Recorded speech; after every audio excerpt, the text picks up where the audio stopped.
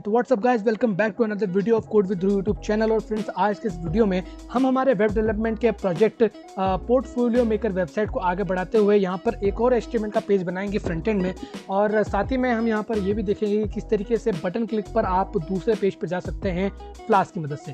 तो चलिए बिना समय गवाए वीडियो को स्टार्ट करते हैं।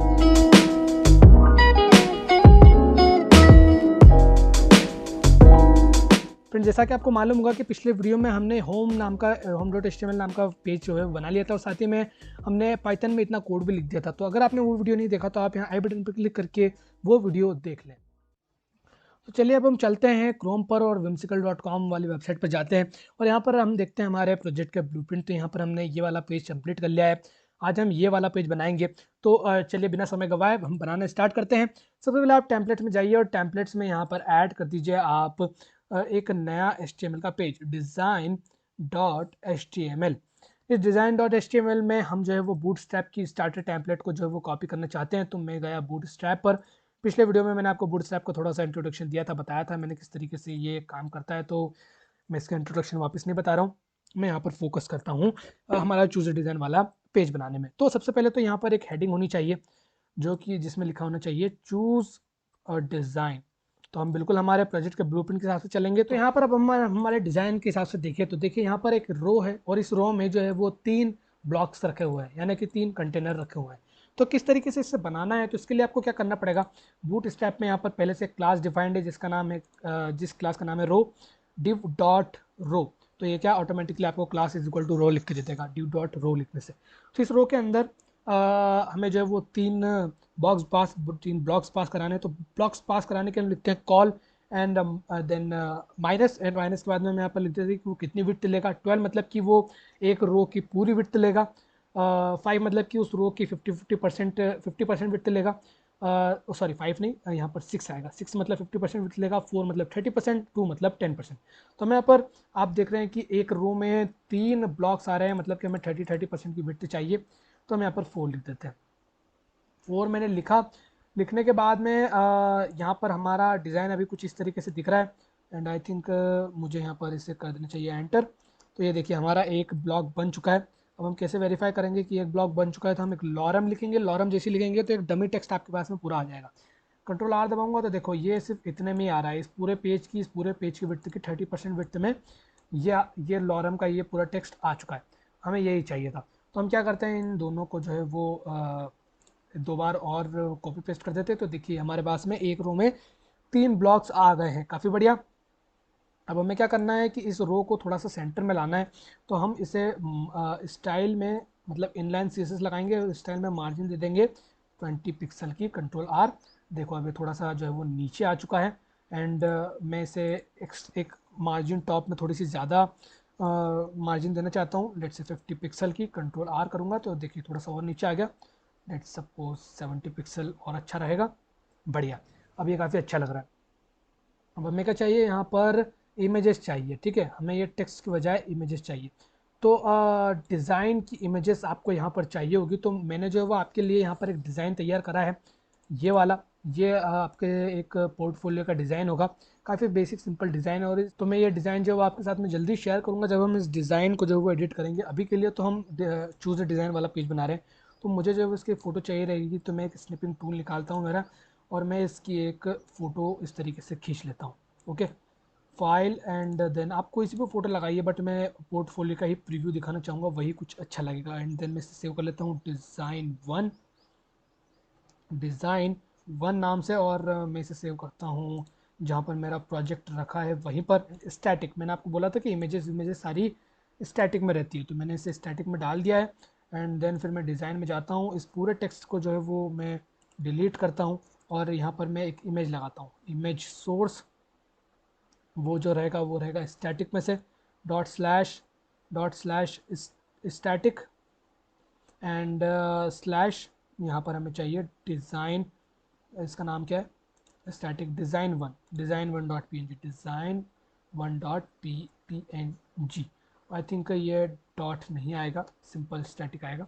ठीक है, अब हम देखते हैं हमारे इस पर चूज़ डिज़ाइन वाले पेज में जाके। तो देखिए हमारा पूरा ये आ गया है, बट हमें ये फुल पेज में नहीं चाहिए, अब तो हम जो है वो इसकी थोड़ी सी विड्थ विड्थ फिक्स कर देते हैं, तो स्टाइल एंड विड्थ 100%, सॉरी 100% तो ज़्यादा ही होगी, 30%। कंट्रोल आर, तो ये देखिए अब ये जो है वो इतनी विड्थ ले रहा है, 40% कर देते हैं, कंट्रोल आर, 50%, कंट्रोल आर, और आई थिंक 80% ही ठीक रहेगी। ये बढ़िया, ये इतना अच्छा, ये इतना डिज़ाइन अच्छा लग रहा है, और हमें इसे हर ब्लॉक में जो है वो पेस्ट कर दूंगा। तो मैं यहाँ पर टेक्स्ट की जगह जो है वो इस इमेज सोर्स को पेस्ट कर रहा हूँ, तो कॉलम 4 में एक और यहाँ पर। तो देखिए हमारे पास में 3 डिज़ाइन आ गए हैं, वेरी नाइस। और इन 3 डिज़ाइन के नीचे हमें जो है वो एक एक बटन चाहिए, तो बी आर से ब्रेक हो जाएगी, मतलब ये इमेज और ये बटन ब्रेक हो जाएंगे। बटन, इस बटन की मैं क्लास देता हूँ, class and then equal to button, button minus danger. Control R दबाऊंगा तो देखिए यहाँ पर बटन आ गया है, और इस बटन में मैं दे देता हूँ चूज़, ठीक है, कि ये डिज़ाइन चुन लिया गया। ठीक है, इस बटन में थोड़ी सी हम स्टाइलिंग करना चाहते हैं। क्या स्टाइलिंग करना चाहते हैं, थोड़ी सी इसे मार्जिन टॉप से देना चाहते हैं, इतने 10 पिक्सल, ताकि थोड़ा सा इससे नीचे आ जाए, बढ़िया। और मैं काम करता हूँ, चूज़ सिर्फ लिखने के बजाय मैं यहाँ पर लिख देता हूँ चूज़ दिस डिज़ाइन। ठीक है, चूज़ दिस डिज़ाइन मैंने लिख दिया, कंट्रोल आर, और अब ये बटन काफ़ी अच्छा लग रहा है। और इससे सेम बटन को मैं हर इमेज के नीचे जो है वो प्रिंट कर दूंगा। तो मैं कंट्रोल सी करता हूँ, देन इसके नीचे कंट्रोल वी, एंड देन इसके नीचे भी कंट्रोल वी, कंट्रोल आर, और काफ़ी अच्छा लग रहा है अब। और इस चूज़ डिज़ाइन वाले जो ये वाला हमारा हेडिंग है, इसको भी हम थोड़ी सी स्टाइलिंग दे देते हैं।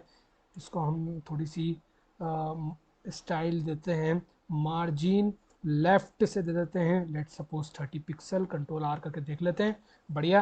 एंड मार्जिन टॉप में से दे देते हैं 50 पिक्सल, कंट्रोल आर, और भी बढ़िया। और अब ये हमारा पेज काफ़ी अच्छा लग रहा है। ठीक है, यहाँ पर हमने डिज़ाइन के प्रीव्यू डाल दिए, साथ ही में चूज़ डिज़ाइन का बटन दे दिया।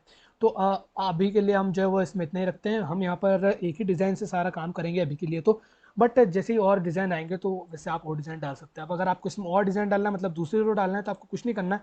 ये जो रो वाला जो डिव है, ये रो वाला डिव, इससे आपने करना है पूरी तरीके से copy, copy and then paste, paste. तो देखिए अब यहाँ पर 3 रो आ जाएगी, ये देखो 3 रो आ गई, और यहाँ पर काफ़ी सारे डिज़ाइन भी आ गए आपके पास में। ओके, सो मैं इस ट्यूटोरियल सीरीज़ को इस तरीके से बना रहा हूँ ताकि आप इसे किसी भी तरीके से एडिट कर सकें, और अपने हिसाब से जो आप इसे कस्टमाइज़ कर सकें।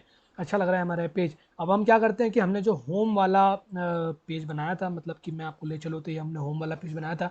हम क्या चाहते हैं कि जैसे स्टार्ट मेकिंग बटन पर क्लिक हो तो ये डायरेक्टली थ्रो हो जाए इस पेज पे। तो वो आप किस तरीके से करेंगे, उसके लिए आपको जाना पड़ेगा होम पेज पे। यहाँ पर जहाँ पर आपका स्टार्ट मेकिंग का बटन था, ये रहा हमारा स्टार्ट मेकिंग का बटन। इस पर आपको क्या करना पड़ेगा, इसको आपको बनाना पड़ेगा एक हाइपरलिंक। एक हमने इसको हाइपरलिंक बना दी, क्लास वही रहने दें, बस बटन को चेंज करके ए लिख दें तो कोई फ़र्क नहीं पड़ेगा, सेम वही चीज़ रहेगी। ठीक है, एंड देन इसमें आपको एक लिंक पास करानी है, href। क्या लिंक पास करानी है आपको, यहाँ पर इस तरीके से 2 कर्ली ब्रैकेट्स लगाने हैं, और ये होती है जिंजा टेम्पलेट। ठीक है, यहाँ पर आप यूज़ कर रहे हैं जिंजा टेम्पलेट का। जैसे आप ये दो कर्ली ब्रैकेट्स लगाते हैं, इसका मतलब HTML को तुरंत समझ में आ जाता है कि हाँ भाई यहाँ पर कोई सी जिंजा टेम्पलेट यूज़ होने वाली है। इसलिए जब भी हम HTML को पास कराते थे तो हम यहाँ पर लिखते थे रेंडर टेम्पलेट, क्योंकि रेंडर टेम्पलेट की मदद से ये डिटेक्ट कर लेता है कि भाई यहाँ पर अगर कोई से जिंजा टेम्पलेट का वेरिएबल यूज़ हो रहा है तो उसे हम यहाँ पर लगा दें, और नहीं हो रहा तो नहीं लगाएं।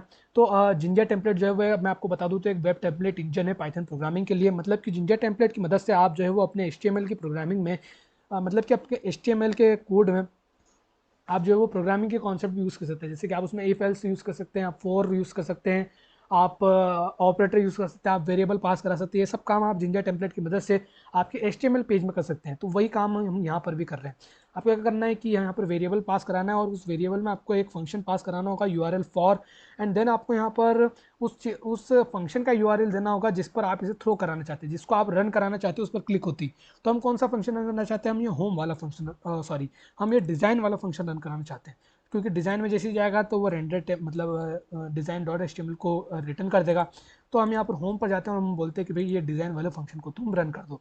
आपने पास कराया तो ये क्या होगा, जैसे ये पेज यहाँ पर जाएगा home.html में, तो ये ऑटोमेटिक डिटेक्ट कर लेगा कि भैया मुझे यहाँ पर डिज़ाइन वाले पेज का जो है वो मतलब जो जब भी कोई इस पर क्लिक करे इस स्टार्ट मेकिंग वाले बटन पर, तो मुझे डिज़ाइन वाला फंक्शन रन कर देना है। तो ये इससे ये समझ जाता है। ओके, और भी जिंजर टेम्पलेट को हम यूज़ करेंगे हमारे इस प्रोजेक्ट में। तो अभी के लिए हमने देखा कि किस तरीके से आप यूआरएल पास करा सकते हैं दूसरे पेजेस का किसी हाइपरलिंक में।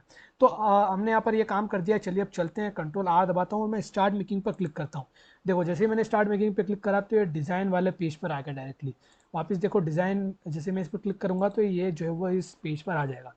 तो वेरी नाइस, आपने काफ़ी अच्छा काम किया। आपने एक चूज़ ए डिज़ाइन वाला पेज बना लिया, साथ ही में आपने यहाँ पर स्टार्ट मेकिंग वाले बटन को भी काम पर लगा दिया है। और नेक्स्ट वाली वीडियो में हम जो है वो हमारा जो ये जो डिज़ाइन है इसको हम एडिट करेंगे कि भाई ये सारे वैल्यूज जो है वो चेंज हो जाए, यूज़र जो डाले वो आए, उस हिसाब से हम इसे एडिट करेंगे।